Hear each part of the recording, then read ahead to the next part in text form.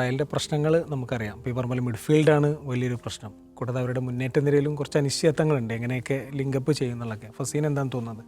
റയലിൻ്റെ ഇപ്പോൾ last season നമുക്ക് നോക്കിക്കഴിഞ്ഞാൽ അവസാനത്തെ ഒരു 5 സീസണിൻ്റെ ഇടയിൽ ഏറ്റവും കൂടുതൽ ഗോൾ കൺസീഡ് ചെയ്തിട്ടുള്ള ഒരു സീസണാണ് ഇപ്പോൾ കഴിഞ്ഞു പോയത്. അപ്പോൾ അതായിരുന്നു ഓൽക്ക് ഇപ്പം ബാർസലോണയിലായാലും VR ആയാലും ഇവരോടൊക്കെ കളിക്കുമ്പോൾ ഡിഫെൻസീവിൽ കുറേ എറേഴ്സ് ഉണ്ട്. അപ്പോൾ അതിൻ്റെ റീപ്ലേസ്മെൻ്റ് ആണ് ഇപ്പോൾ ഈ ഒരു ട്രാൻസ്ഫർ വിൻഡോയിൽ കാര്യമായിട്ട് നടന്നത്. ഡീൻ ഹ്യൂസനെ കൊണ്ടുവരുന്നു, അർണോൾഡിനെ കൊണ്ടുവരുന്നു, കരാറസിനെ കൊണ്ടുവരുന്നു. അപ്പോൾ ഇതിൽ ഹ്യൂസനും കരാറസും ഡിഫെൻസീവിലിറ്റി ഉള്ള പ്ലേയേഴ്സാണ്. പക്ഷേ അർണോൾഡ് ഒഫെൻസീവ്ലി ഭയങ്കര സൗണ്ട് ആയിട്ടുള്ള പ്ലെയറാണ്. ലിവർപൂളിൽ നമുക്ക് കാണാം വിങ്ങിലൂടെ. അപ്പോൾ വിങ്ങിലൂടെ ഭയങ്കര പേസിൽ കയറും, ക്രോസസ് കൊടുക്കും, കാര്യങ്ങളുണ്ട്.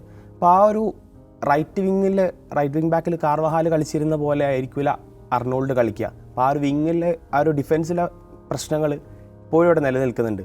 പിന്നെ ഹ്യൂസൻ്റെ കൂടെ ആര് പെയർ ചെയ്യപ്പെടുന്നുള്ളത് ഒരു ചോദ്യമാണ്.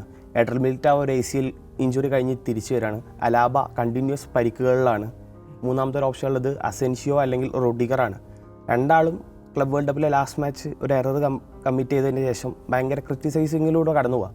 അപ്പോൾ ആ ഡിഫൻസ് ലൈനപ്പ് എങ്ങനെയായിരിക്കും, ആരായിരിക്കും ആ ഒരു സോളിഡായിട്ട് അത് കൺട്രോൾ ചെയ്യുക എന്നുള്ളതൊരു പ്രശ്നമാണ്. അതുപോലെ തന്നെ നേരത്തെ പറഞ്ഞ പോലെ മിഡ്ഫീൽഡിൻ്റെ കേസ്.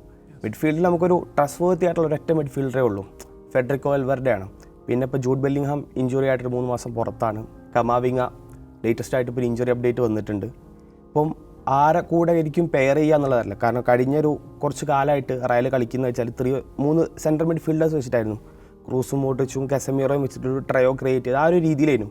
ഇനി ഉണ്ടാവുകയെന്ന് വെച്ചാൽ അർദ ഗുള്ളറിനെ പോലെ ഒരു AMF പൊസിഷനിൽ കളിക്കുന്ന പ്ലേയേഴ്സ്, ബ്രഹീം ഡിയാസിനെ പോലുള്ളവർ ഒരു ടോപ്പിലേക്ക് കളിക്കുമ്പോൾ ഫെഡറിക്കോ വാൽവേർഡെക്ക് സപ്പോർട്ട് സിസ്റ്റം എങ്ങനെ ക്രിയേറ്റ് ചെയ്യപ്പെടുന്നുള്ളതാണ് ഭയങ്കര ഒരു അൺസർട്ടനിറ്റി ആയിട്ട് റയലിൽ നിൽക്കുന്നത്.